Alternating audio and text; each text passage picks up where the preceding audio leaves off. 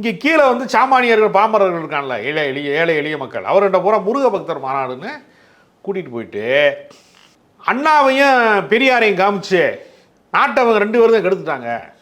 அதை மீட்கிறக்காக ஒருத்தர் போராடினார். அவர் பேர் தான் ராமகோபாலே. ராமகோபாலே பல வழக்குகளில் கலவரத்துக்கு காரணமானவர்னு போலீஸ் ரெக்கார்டே இருக்குது.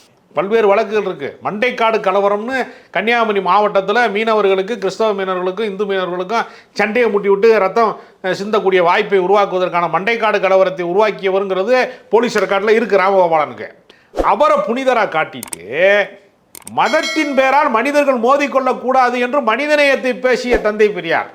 மதத்தின் பேரால் மனிதர்களை பிரித்தாளுகிறார்கள், உயர் சாதிக்காரர்கள் நமக்கு கல்வி கிடைக்க விடாமல், அதிகாரம் கிடைக்க விடாமல், உரிமை கிடைக்க விடாமல் நம்மை ஒடுக்குகிறார்கள். நம்ம பிற்படுத்தப்பட்டவனும் படிக்கணும், பிற்படுத்தப்பட்டவனும் அரசியல் அதிகாரத்தில் பங்கேற்கணும்னு சாமானியர்களை, அண்ணா வருவதற்கு முன்னால் அரசியலிலே ஜமீன்தார்கள், பண்ணையார்கள், பெரிய நிலச்சுவாண்டார்கள் மட்டும்தான் கட்சியில் இருப்பான்.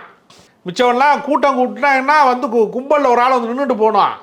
சாமானியனாக இருக்கிறவன் அவன் கட்சியில் செயலாளர் ஆக முடியாது, ஒன்றிய செயலாளர் ஆக முடியாது, கிளை செயலாளர் ஆக முடியாது, மாவட்ட செயலாளர் ஆகவே முடியாது.